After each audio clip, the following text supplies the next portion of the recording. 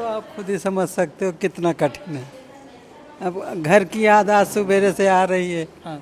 रो रो के आंसू दिखा नहीं रहे, किसी को पूछ ले रहे हैं। हम जगदीश नारंग जी, हम पहले भलाई में आते थे। भलाई में अपने लड़का, हमारा विमान सर्विस लड़का सर्विस करता था यहाँ पे।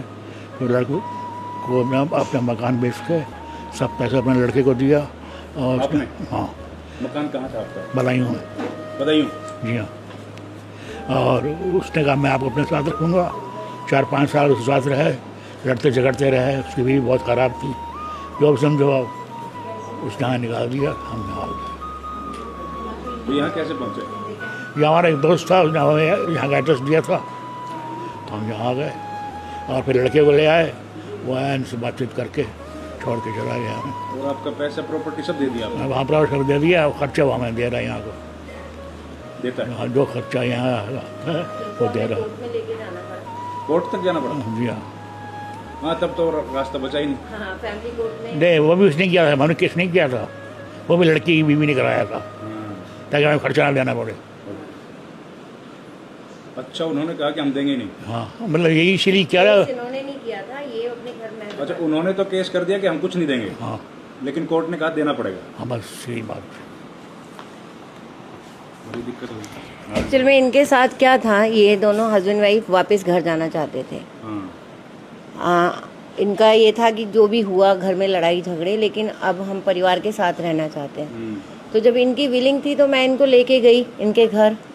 हम लोग जब घर गए तो उन्होंने गेट नहीं खोला, घर के अंदर नहीं आने दिया, और उल्टा पुलिस बुला ली, है ना, यही हुआ था ना अंकल? हाँ, ये बात। और उन्होंने कहा कि ये हमें डरा धमका रहे हैं। तो मैं भी इनके साथ थी, हम लोग रात को 11-12 बजे तक काफ़ी कोशिश की, लेकिन इनकी भी जिद थी कि मुझे वापस घर ही जाना है। तो ज़बरदस्ती तो हम भी किसी को नहीं रख सकते हैं। लेकिन उसके अगेंस्ट इनके बेटे ने कंप्लेन की कि भाई ये हमें परेशान कर रहे हैं और ऐसे ऐसे हमें आके डराते धमकाते हैं। तो जब उसने केस डाला तो फिर हमें भी इनके साथ कोर्ट तक जाना पड़ा। और जब हम कोर्ट इंदौर, आप यहाँ कैसे आई? इंदौर में 8 महीने पहले बेटा ले गया।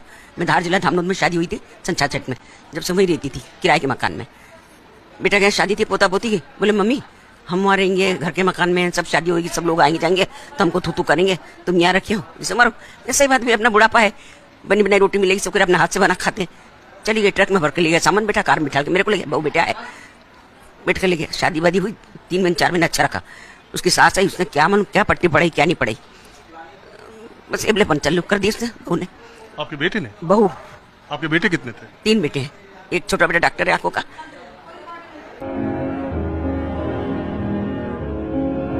बड़ा बेटा 2 ट्रक है घर के, गैस एजेंसी में चलता है प्रीतमपुर फैक्ट्री में। और बीच वाला थोड़ा गरीब है, वो ट्रक चलाता है, सब जगह जगह जाता है वो।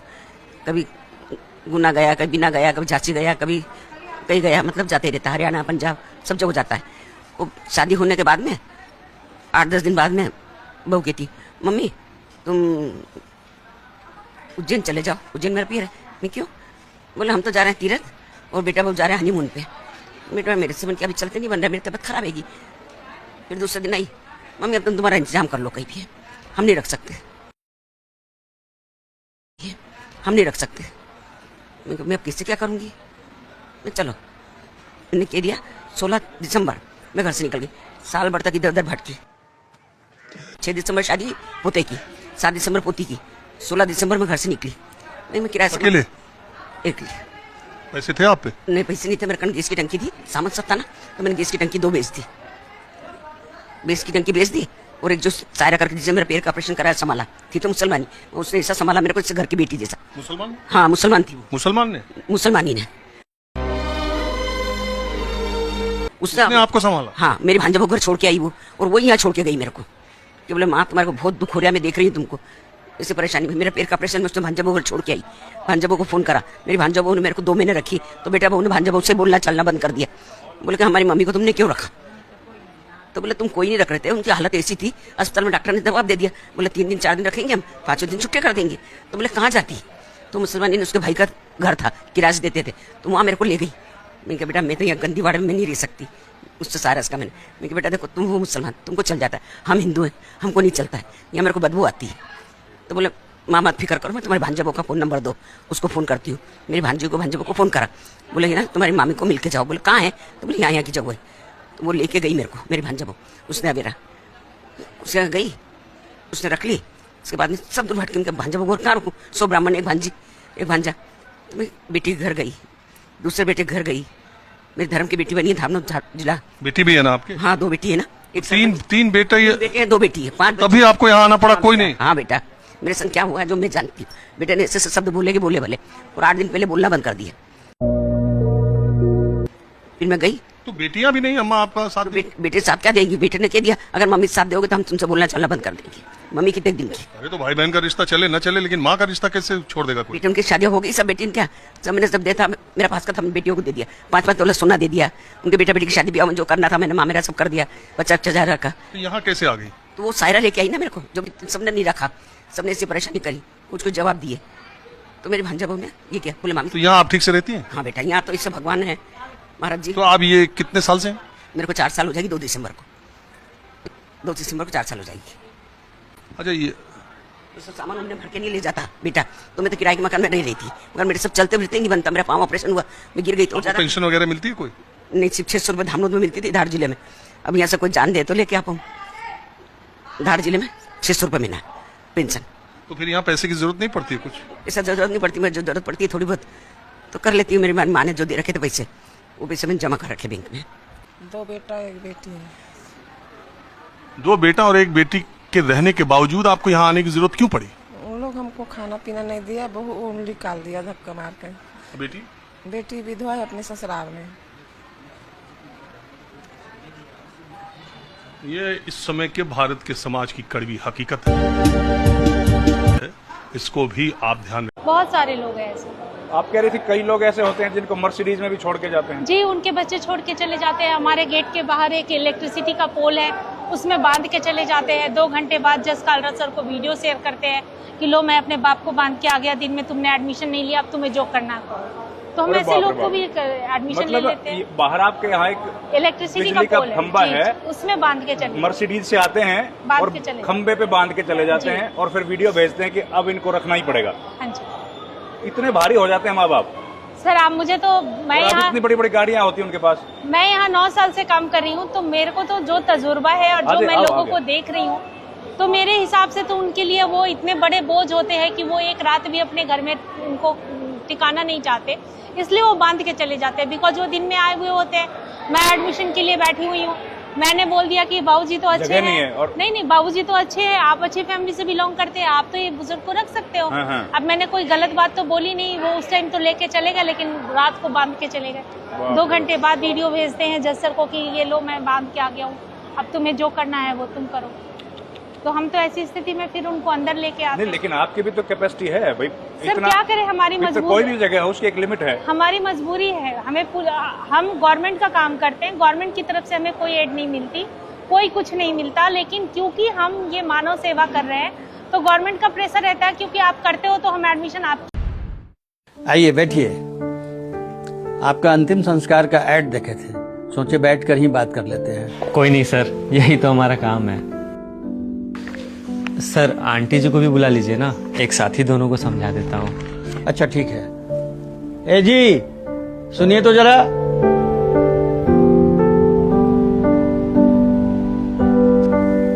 नमस्ते आंटी जी, आइए बैठिए।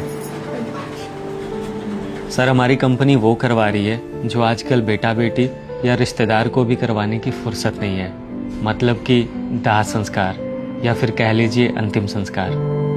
आजकल के बच्चे जैसे अपने माता पिता को ओल्ड एज होम में रख देते हैं, ठीक वैसे ही उनके मरने के बाद बच्चों को ही फुर्सत नहीं होता है कि वो अपने माता पिता का अंतिम संस्कार अच्छे ढंग से कर सके। किसी का बच्चा विदेश में बैठा है तो किसी का पास में ही है, लेकिन उसे अपने ही माता पिता के लिए टाइम नहीं है। सर अगर इंसानियत के नाते बोलूँ तो ऐसा भी दिन देखना पड़ेगा, ये हमने कभी नहीं सोचा था। खैर आप थोड़ा फैमिली बैकग्राउंड के बारे में बताएंगे। 4 भाई है, 2 बेटा है, 2 बेटी है, 1 बहू है। वैसे परिवार तो बड़ा ही होता है सबका। बिल्कुल सही बात बोल रहे हैं सर आप, परिवार तो सबका बड़ा ही होता है, लेकिन आजकल का सच ये है कि पैसों के आगे रिश्ते कमजोर हो गए हैं। किसी को किसी के लिए टाइम ही नहीं है। कोई अपने घमंड में ही चूर है तो कोई झुकना नहीं चाहता। किसी को एक दूसरे से मतलब नहीं है तो कोई बिन बात ही मुंह फुलाए बैठा है। आजकल लोग रिश्तों को छोटी छोटी बातों पे जितना जल्दी खराब करना पसंद करते हैं, उतना जल्दी मिल बैठ करके बात करके सुलझाना नहीं चाहते हैं।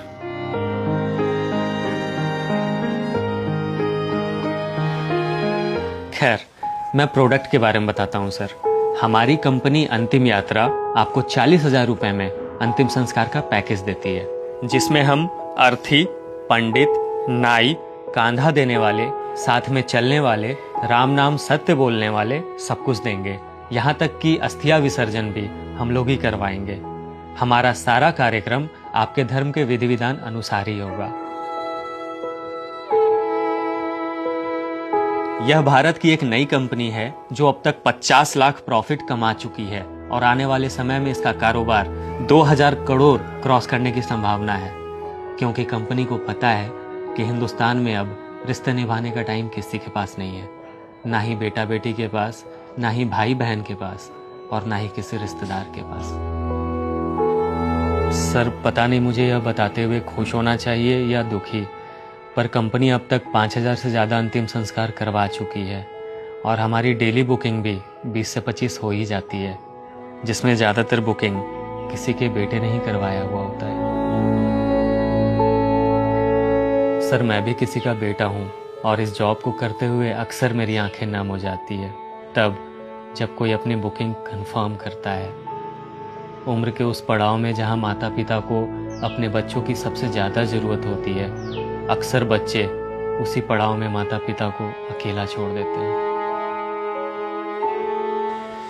तो सर, कर दूं बुकिंग कंफर्म? कर ही दीजिए, क्योंकि चैन से जब जी न सका तो अच्छे से कम अंतिम संस्कार ही हो जाए। आप अंतिम संस्कार तो करवाएंगे, पर जीते जी जो पल पल मरना होता है उसका भी कोई इंतजाम है क्या?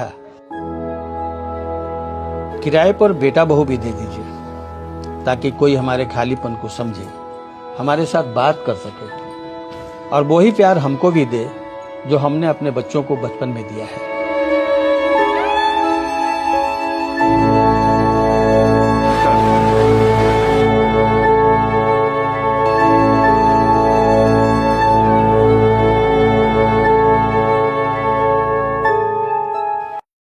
टीसी वर्मा नाम है सर। तो वर्मा जी, इधर सर मैं 3 साल से हूँ यहाँ पे। मैं प्रोफेशन से चार्टर्ड अकाउंटेंट हूँ। मुझे ब्रेन हेमरेज हुआ था। एक प्राइवेट कंपनी में ऑडिट कर रहा था, उसी दौरान मुझे 4 जुलाई 2021 को हेमरेज हो गया था। ऐसे में अक्सर ऐसा ही होता है, परिवार ने साथ नहीं दिया सर। जो कंपनी से कंपनसेशन एमए मिला था वो रख लिया और मुझे यहाँ ड्रॉप कर दिया था। उसके बाद ब्रेन के 6 ऑपरेशन हो चुके हैं सर, और काफ़ी हद तक ठीक हूँ। ठीक है। जब बहुत बुरा हाल था, बोल भी नहीं पाता था और इनसेंसेशन में था, टोटली बोल नहीं पाता, पहचान नहीं पाता लोगों को। लेकिन इन लोगों की मेहनत से, ख़ास तौर पे थेरेपिस्ट जो हैं उन्होंने काफ़ी मेहनत की है मेरे ऊपर, और इस लायक हूँ कि अब कुर्सी पे तो घूम ही देता हूँ। पहले बिल्कुल बेड पे था, आवाज़ पूरी वापस है सर, मेमोरी भी पूरी एग्जैक्ट है। बस ये एक हाथ एक पैर पैरालाइज है अभी। वैसे मेंटली बिल्कुल फिट हूँ सर। तो परिवार आपका? परिवार में सर वाइफ हैं, 2 बच्चे हैं। तो वहाँ उनके साथ ही रहता है? वो नहीं ड्रॉप किया सर, वाइफ छोड़ के गई थी मुझे। अच्छा। धोखे से छोड़ के गई थी, मुझे पता ही नहीं था सर। ओ जी, मुझे ये कहा था कि गुड़गांव में वेदांता हॉस्पिटल लेके जा रहे हैं और यहाँ छोड़ के ले गए थे सर। लेकिन लोगों की मेहनत से, ख़ास तौर पे मैं कहना चाहूँगा, संस्था ने, मेरे ऊपर नहीं सर, मैंने 1000 लोग देखे यहाँ पे जो ठीक हो गए, अपने घर जा चुके हैं। बहुत अच्छा इनका सिस्टम है सर। सामाजिक सेवा अगर कोई संस्था कर रही है इंडिया के अंदर तो वो यही है। तो परिवार के अभी कभी संपर्क आया सर, 3-4 बार आए हैं मिलने 3 साल के अंदर। जी आए, वाइफ आई थी, 2 बच्चे हैं वो भी आए थे। बच्चे छोटे हैं, लेकिन उनका कहना है कि आप बच्चे छोटे हैं, मैं तुम्हें नहीं रख पाऊँगी, संभाल नहीं पाऊँगी। जब मैं होश में आया तो मिलने आई थी सर को, इनको पता है सबको। 2 बार आई है 3 साल में, लेकिन उसका जवाब ऐसा था, फिर मैंने कॉन्टैक्ट करने की कोशिश ही नहीं की सर। आप कहाँ के रहने वाले किधर? बहादुरगढ़ सर। बहादुरगढ़ में ध्यान नगर में मेरा मकान है खुद के। आपका अपना मकान है? 5 है सर। 5 मकान है? जी। 30 लाख का पैकेज था सर मेरा। 30 लाख का पैकेज था सर कंपनी में। सीए थे आप? जी। कौन सी कंपनी में? Lancer footwear sir. तो एकदम तकलीफ आ गई। बस सर हेमरेज हो गया था 4 जुलाई 2021 को, और ऐसा था सर 18 क्लोट थे ब्रेन के अंदर। 6 ऑपरेशन हो गए जब पीछा छूटा है। ये तो संस्था का कमाल है, आपसे बात कर रहा हूँ मैं, लेकिन इस लायक नहीं था कि बात कर पाऊँ। पता ही नहीं था मैं कहाँ पे हूँ कहाँ नहीं हूँ। मुझे तो रहते हुए कई महीने हो गए थे, जब होश आया तो पता चला था कि मैं किसी हॉस्पिटल में नहीं हूँ बल्कि एनजीओ में हूँ। मुझे तो लगता था कि हॉस्पिटल में एडमिट हूँ। 5 मकान है तो पैसा तो बहुत है। हाँ काफ़ी बेकार है सर, पैसा किसी काम का नहीं। समाज सेवा काम आती है, पैसा काम नहीं आता। मैंने लाइफ का एक्सपीरियंस लिया है 3 साल में कि जो हम सेवा अपने हाथों से करते हैं वही काम आती है। जैसे मैंने 4 साल जॉब की है, वो मेरी किसी काम की नहीं रही है, लेकिन यहाँ जो सीखा 3 साल में कि लोग जैसे स्पेशली हमारे प्रेसिडेंट हैं, वो इतनी कम उम्र 23 साल 24 साल की उम्र में इतनी बड़ी सेवा कर रहे हैं, वो वाकई में उनके काम आ रहे हैं और आएगा भी। उनके काम नहीं आ रहा, उनके साथ जो जुड़े हुए हैं उन लोगों के काम आ रहा है सर। मैं यही संदेश देना चाहूँगा समाज को कि समाज सेवा पे ध्यान दें, पर्सनल पे अपना कम ध्यान दें। तो उम्र कितनी है आपकी? सर मेरी 42 है। यंग हैं आप तो बहुत ही। यंग तो नहीं हूँ सर, अब यंग तो नहीं कह सकता अपने आप को। 40 साल तो 42 तक सर कम ही। लेकिन मैं ये कहना चाहूँगा कि उम्र को ना देख के सर इंसान को अपने कर्म और अपना सहयोग देखना चाहिए कि आप क्या सहयोग समाज को दे रहे हो। आप विश्वास कीजिए, वो कभी भी चाहे रात में 2 बजे, हमारा एक बेटा था और चाहे 2 बज जाए वो खाना नहीं खाती थी, वो थाली लेके बैठी रहती थी। 2 बजे हम लोग दोनों बैठ के खाना खाते थे। उसके बाद पैसे हो गए, बड़े घर हो गए, बड़े मकान हो गए। अब मैं आता हूँ 8 बजे भी कोई नहीं मिलता है, कोई 2 कुत्ते रखे हैं। कम से कम घर में घुसेंगे तो लोग कम से कम वेलकम तो करेंगे। ज्यादा पैसा होना खराब है। ये नहीं उनमें भाव नहीं है, हमारे बच्चों में, हमारे बीवी में भाव नहीं है। वो हालात बदलते रहते हैं, वो भाव बदलते रहते हैं। 2 गाड़ियां शाड़ियां सब कुछ बेच के 7 साल से इस बीमारी के साथ लड़ रहा हूँ। तकरीबन 7 करोड़ के करीब लग गए हैं अब तक। इंडस टेलीविजन पर आपने एक कंपटीशन किया था, उसके बारे में? इंडस विजन पे 2007-8 के करीब वो उसके बीच में कंपटीशन हुआ था पाकिस्तान संगीत आइकॉन के नाम से। 25,000 लोगों को, टैलेंटेड लोगों को इकट्ठा किया था, उनमें से विनर मैं हुआ था। पहले नंबर पर? पहले नंबर। क्या मिला था वहाँ मुझे पर? 1 करोड़ का इनाम मिला था और एक मर्सिडीज मिली थी 2007 में? जी बिल्कुल। तो वो मर्सिडीज भी इलाज पर लगी? वो भी इलाज पे लग गई, गाड़ी भी लग गई, पैसे भी लग गए, और जितने भी वर्ल्ड टूर्स करते थे सब कुछ जो मेरे किन किन ममालिक में गए कॉन्सर्ट? तकरीबन पूरी दुनिया अल्हम्दुलिल्लाह free, America, London, Canada. Concert के कितने पैसे लेते थे? 5 लाख तो कम से कम 5 लेता था, ज्यादा से ज्यादा 12 लाख। इतनी महंगी गाड़ियों में भी आप घूमते रहे हैं, कभी जिंदगी में सोचा था कि बिल्कुल ही 4 पाई के साथ ही लग जाऊंगा? ये कौन सोचता है ऐसा? तो कोई मिलता है, कॉल करता है, कोई मदद कर देता? माली तो नहीं किसी ने मदद की, लेकिन उस वक्त सारे प्यार करते थे जब चढ़ता सूरज था ना। ठीक था। सलाम करने वाले बड़े रिश्तेदार भी बन जाते हैं। बहुत सारा कुछ। मौला अली अलैहिस्सलाम का फरमान है कि बुरे वक्त में अपनों में छुपे गैर और गैरों में छुपे अपने, ये नजर आते हैं।